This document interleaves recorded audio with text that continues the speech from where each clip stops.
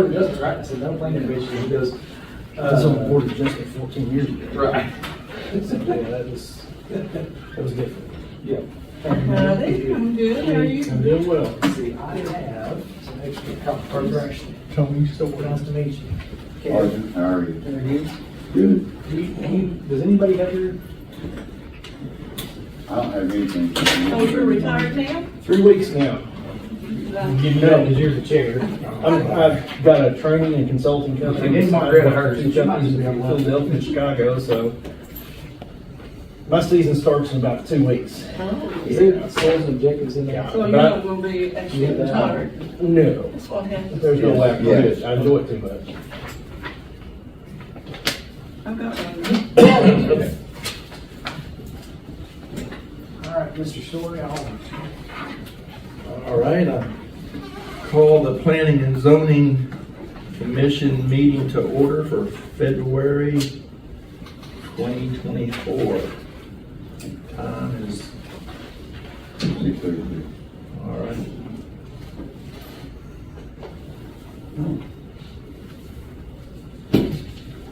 Old minutes. Let's see. there should be minutes in there, right? Yes. Okay. Yeah, I got the minutes. Let's see. Last month, it seems like everything I printed disappeared on.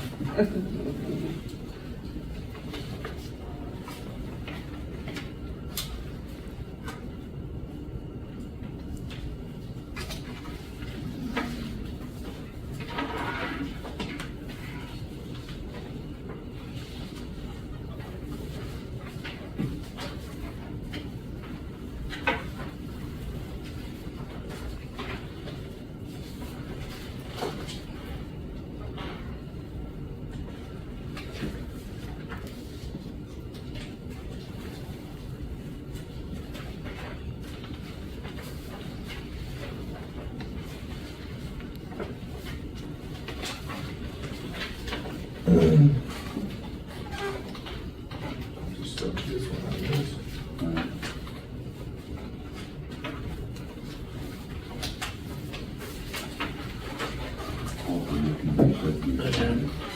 Have you read them? Yeah. Have you read? I make a motion to accept the minutes from last meeting. All right. One second. All right. Motion by Margaret, second by Martha. Oh, I'll do that. Here. All in favor? All in favor, say aye. Any opposed? Ayes have it. It'll make sense if there was. Yeah. Yeah.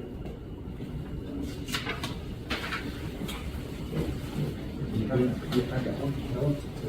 It's yours?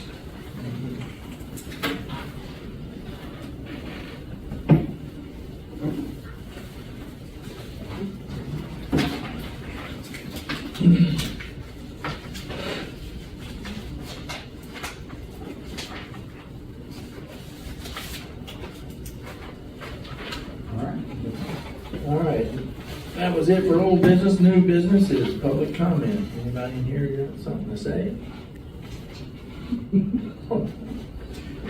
Lynn and Eric are on the Board of Adjustment and the update committee. So we're just sticking around, keeping an eye on you guys. That's all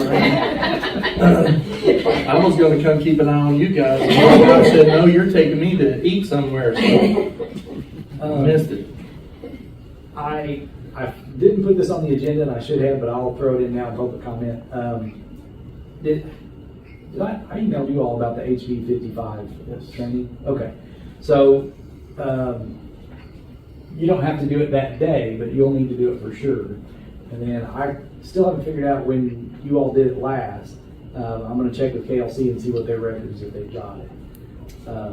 Was it last year, or?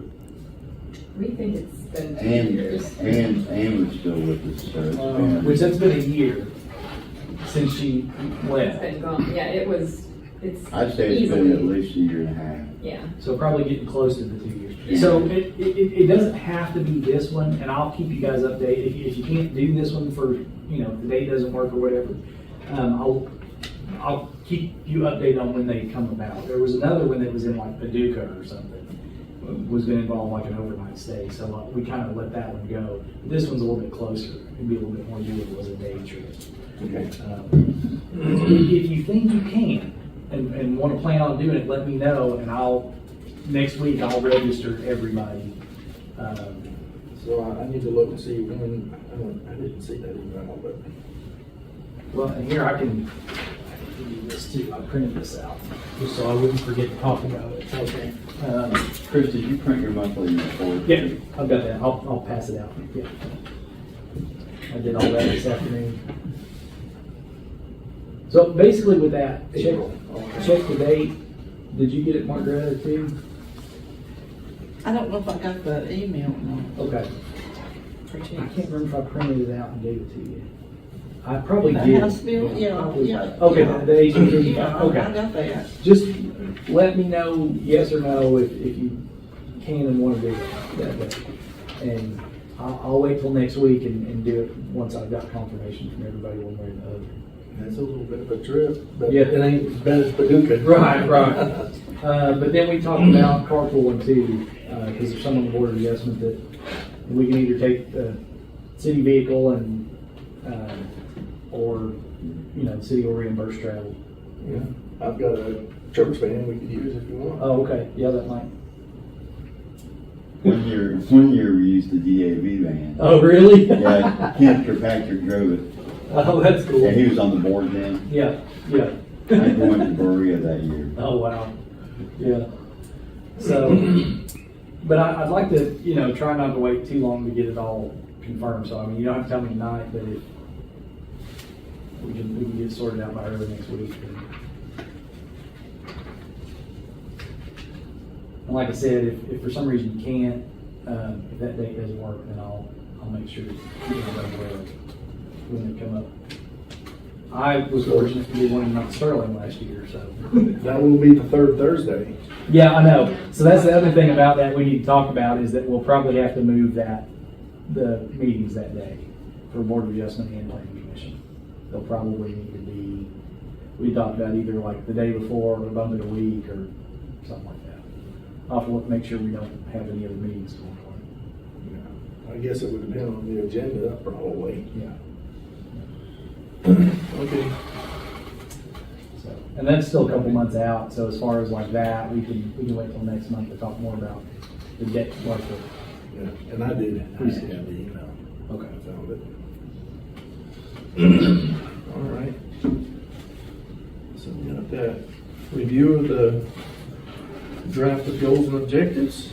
So the update committee, we've been working for a few months now on updating the comprehensive plan and the zoning ordinance. We've got most of the comprehensive plan itself. We've gone through. We got to the point of the goals and objectives, and that's something that's standalone that the planning commission has to approve and refer on to city council for approval. The goals and objectives. So I'm not telling you you have to approve them tonight, but that's kind of the action. That's the next action with the goals and objectives is for planning commission to approve it. So if you want to make changes, we can make changes. If you want to add anything, we can do that. But basically, it's making sure the planning commission's okay with the goals and objectives that we've come up with for the comprehensive plan. And these goals and objectives should guide and inform our updates on our zoning ordinance, subdivision regulations, any other ordinances, any other development regulations, things like that. The goals and objectives themselves don't spell all that out, but it's the spirit of the goals and objectives that kind of drive the rest of it. So we're kind of at the point, I'm hoping when it goes to city council, they approve it and they don't debate it too much, that they trust us with our expertise. But this is kind of the point when you all get it where it's kind of the final, from the planning and zoning boards, it's kind of our final opportunity to change it before we send it to city council. So, like I said, I'm not trying to rush you all into approving it tonight. I want you all to be happy with what we've come up with. Because I'd like to read it too. Yeah. That's kind of the only that's the only potential action item we have for tonight. So, I guess, I would say let's postpone voting on this at least to the next month. If you all want to review it. And what I would recommend is in the meantime, between now and then, if you've got changes you want to make, let me know and I'll incorporate it into an updated draft. And then that way, next month, we got everybody's ideas. I got you. All right. So do I need to call for a motion for that, or? I don't think so. No, you don't have to. We can just, yeah. Table it. It's not like a case where we have to decide to approve or deny. So,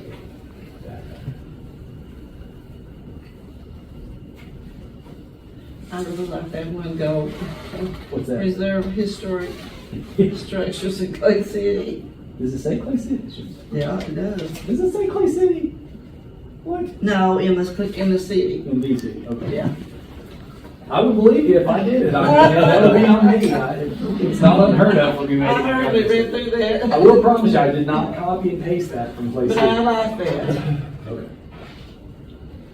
All right, so let's hear your monthly report. All right. So, I can't remember if I've done it before. I've been trying to print out the report from the permit management system, just kind of showing what I've done since last meeting. And I really ought to probably change it and not say February because it's January and February. But I gave you all that just kind of as a reference, what we've done. The violation case report, basically everything since last meeting, and then we've had 4 permits. Two of them I've issued. 2 of them are still waiting on. There's a proposed 4,000 square foot addition to an existing industrial building in the Reed Industrial Park. And what was the other one? Oh, and Stuart Goldsboro is applying to add on to his building. He just needed a site plan and plans. Once he gives me the plans, I'll approve that. That's all I'm waiting on. He didn't have it today. And his contractor, he was talking to him on the phone saying, hey, we need this. And he said, well, my sister-in-law just had an aneurysm, so. Yours did? No, not Stewart's, the contractor. Oh, okay. So he's like, I'll get it to you tomorrow, don't worry. But so he was like here to apply for it, didn't have it. But the industrial building, they're proposing to do the 4,000 square foot addition into the floodplain, and the industrial authority is working on trying to get that changed. So I don't know, Arthur and I talked about, Arthur's the floodplain coordinator. So I don't know if you have anything you want to add to that? On the one at the industrial park, Yeah.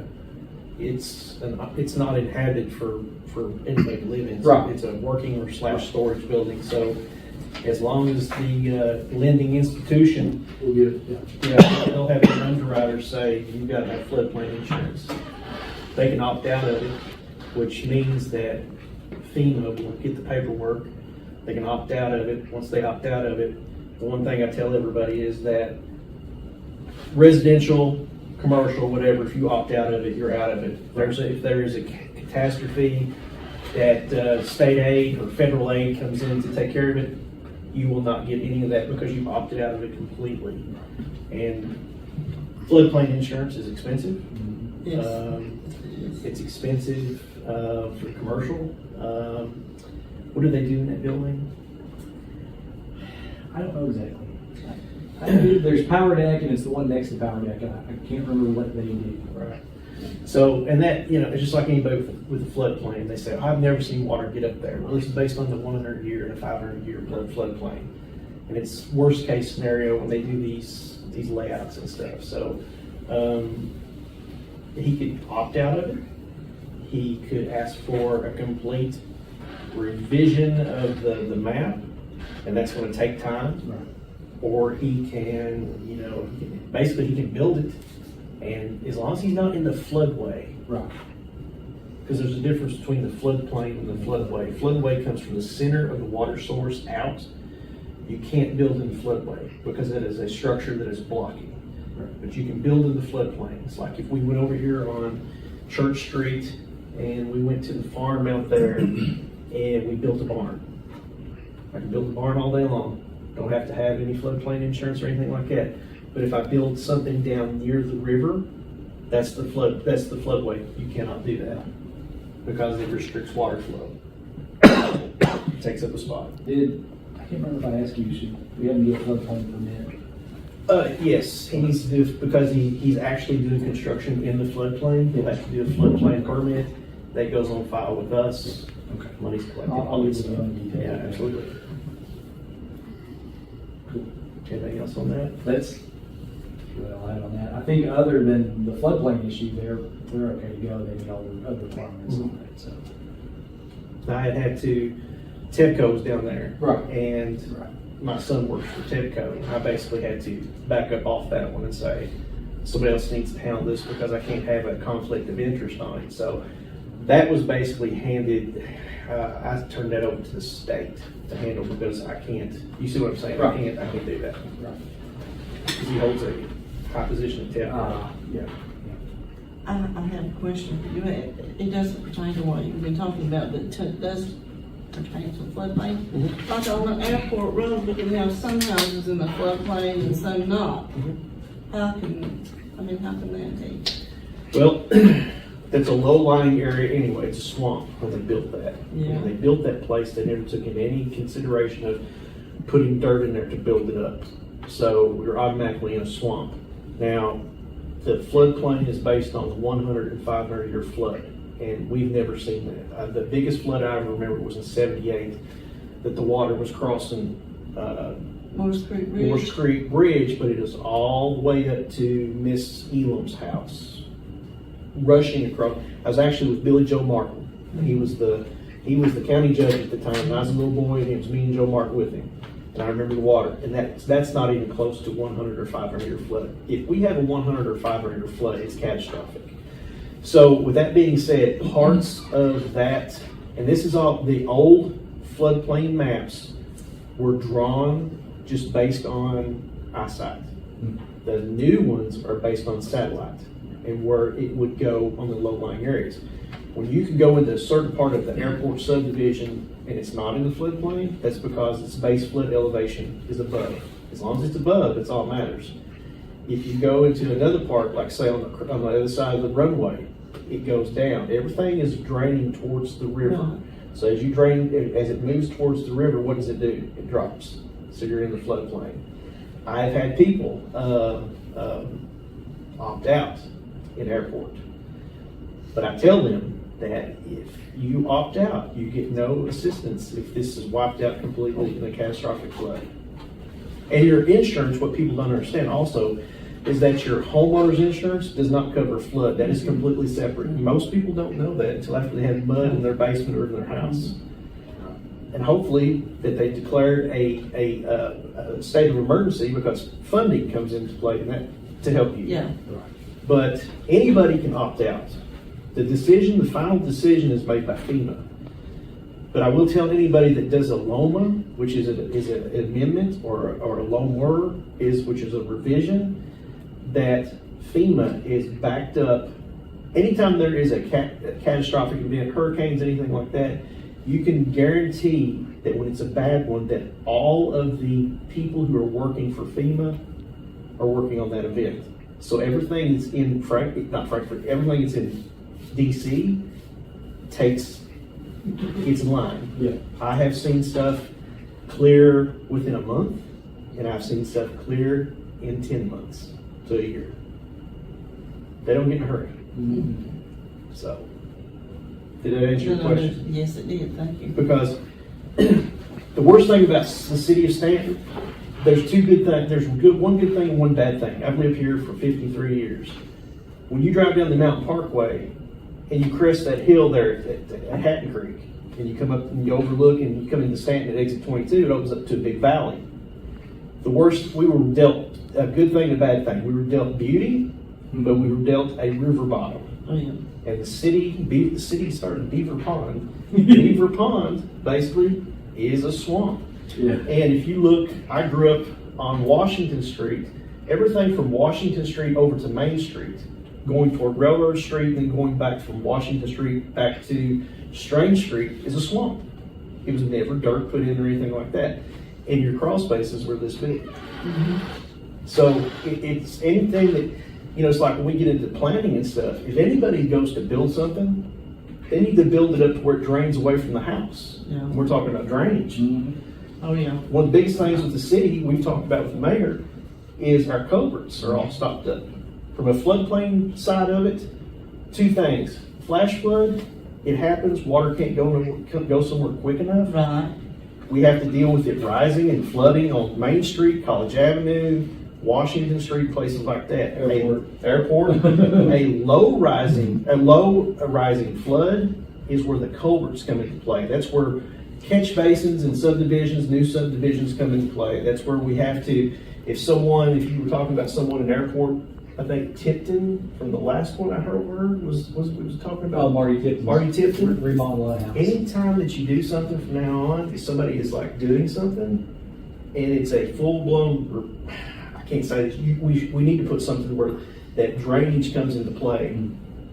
If I was to build a house at the bottom of a hill, where's all the water gonna go? Into my house or under my crawl space. I want to be up above, and guess what? That may be enough right there to keep the water away from your house and give you a dry crawl space or a basement. Yeah.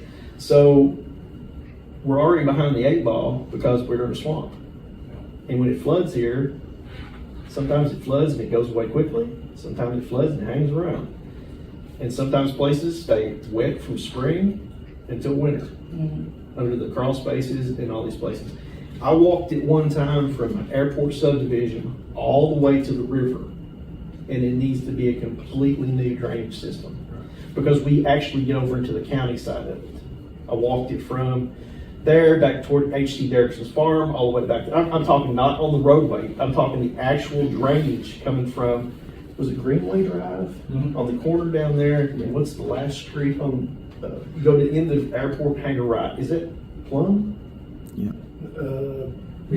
Before the airport. I would is So that's a dead end street. So Yeah. all your drainage goes that way. You have everything in the world blocking it. You have dirt, rock, thickets, heavy buildup, and things to that nature. If that was, The runway itself has blocked a lot of it drainage. does, but the thing about the runway is that you can go down and along and still get to the river. It just needs to be cleaned out. And that's where we talked about cleaning Judy Creek Yeah. and things to that nature. Every 10 feet you got to do blah, blah, blah, but it can be done.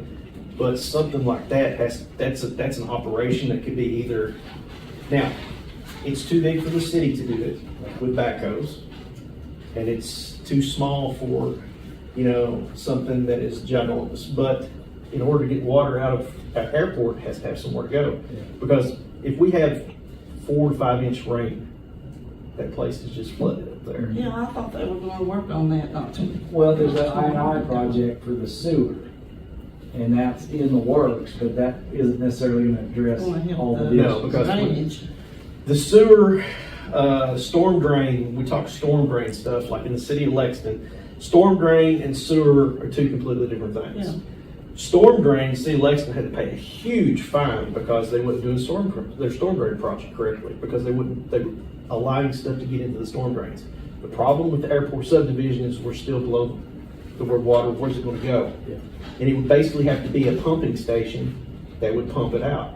But there's a long distance to pump it. Where are we gonna pump it to? Especially if the river's backing up towards And really, it's airport. It's going to have to go on somebody's private property into a drainage. And that's, yeah. It is, so that's a whole big project. So you should have been on our implementation strategy. What's that? What is the comprehensive plan? We were talking about implementation strategies. There's a lot of things that can be done to make things better. It's just, I give you an example. The easiest example that's drove me crazy for years. Corner of College and Washington. It's right there where the Video Solution used to be, is now a therapy place. If you look on that corner there, and you look the way that property comes down towards College Avenue, there's two things wrong there. The drainage does not go across the road to drain out into that ditch. Right. The second thing is we have a hydrant laying over on its side. It's inoperable. Yeah. That's inexcusable. Right. I mean, I'm retired 30 years from the city of Lexington Fire Department, and that's an easy fix. That's an easy fix. It's a matter of just doing it. What I'm getting at is the drainage. You all have seen the water that Pools. accumulates there, Yeah.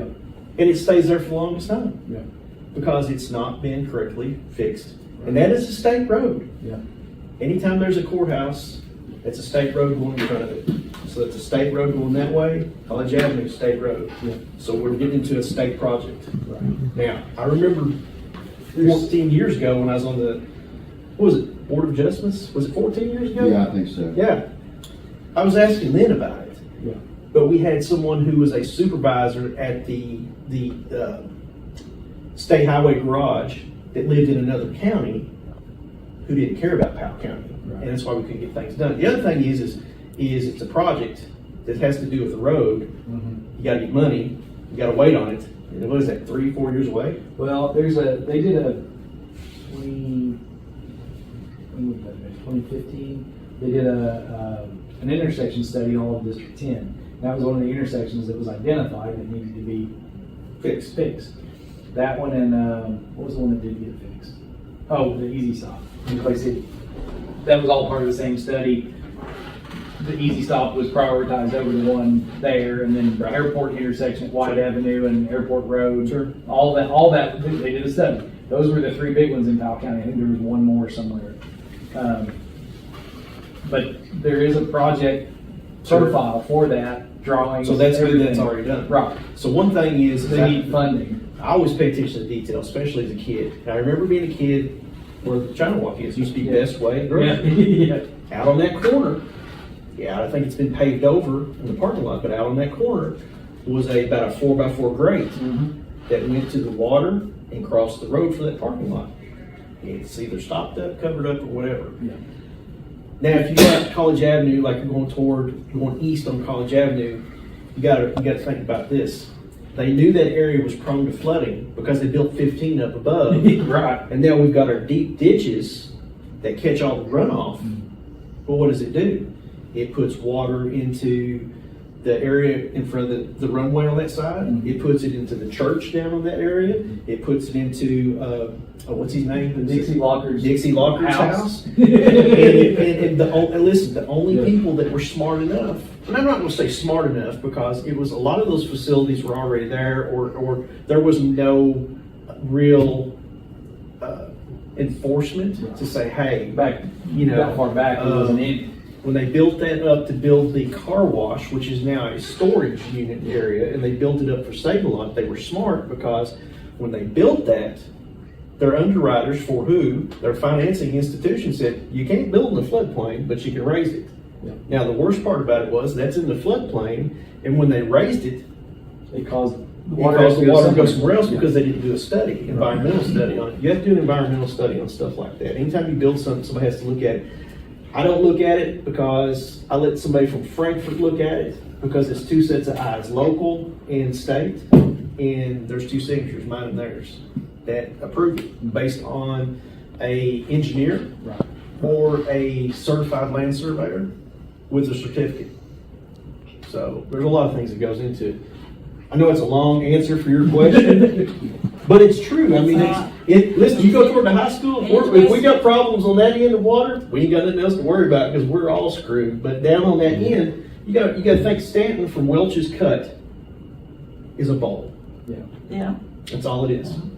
And one of the things, the drainage areas is I don't know why I know this stuff, but from Atkinson's Trailer Park, water comes off Washington Street, turns onto Line Street, hits a culvert there, cuts across, and comes right next to the building here, over here, Mhm. And runs right. Yeah. runs to the river. Yep. It was always blocked up right here. And I said, you gotta dig it out, you gotta dig it out, you gotta put new culverts, you gotta dig it out, because it was backing up into my yard on Line Street, and I lived on Line Street, and my mom's. Yeah.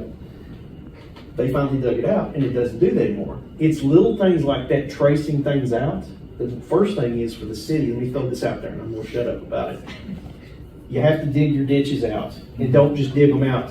Listen, I will tell you something right now, you can't send somebody to run a backhoe that's not going to leave it the way it's supposed to be left. Right. For your yard, because I was pissed off when they came and they thought the problem was at the corner there, Washington and Line Street at my house. And the gentleman on the backhoe was digging into my ditch, and I'm losing my mind because that's not the problem. Right. So we have stopped at culverts in the city. That's a big issue. Everywhere. Are the culverts big and large enough? I don't think. In some places, no. Majority of them haven't been cleaned out in years. There was a gentleman that worked for the city many, many moons ago named KZ Belcher. Remember KZ? Remember KZ? KZ every year would clean the culverts out in the city by himself.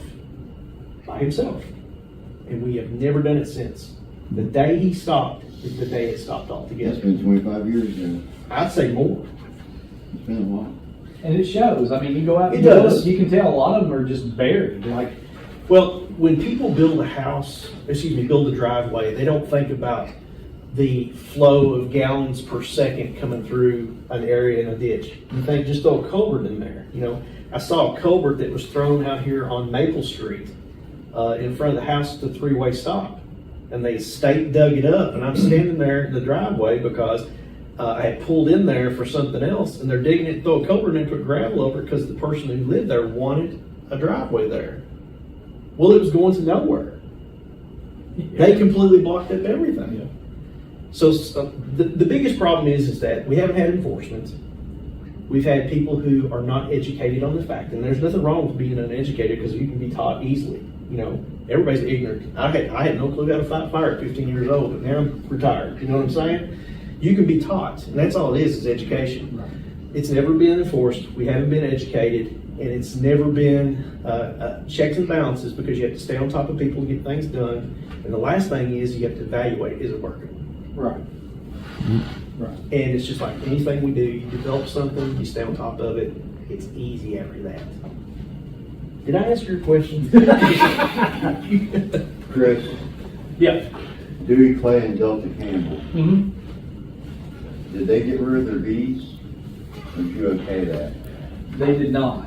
And I didn't include the bees as part of the violation, and I don't see anything that says you can't have bees. Yeah, I didn't think so.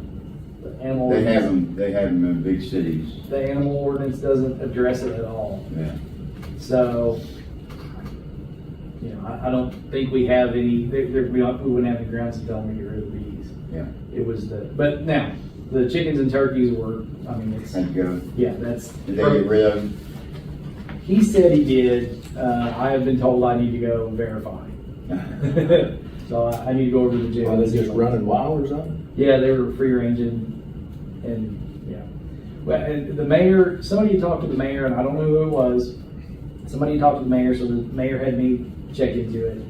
And then, actually, a few months before that, one city council members had said something to me about he had chickens, and we were going to have to do something about it. So after that, and then the same day that the mayor told me, city attorney came in and said he heard he just kind of offhand said, I heard chickens when he came out of the courthouse. So I said, all right, we'll send a letter. Yeah. So that was that one. I'd make a motion to adjourn. I second. All in favor? Uh, Thank you.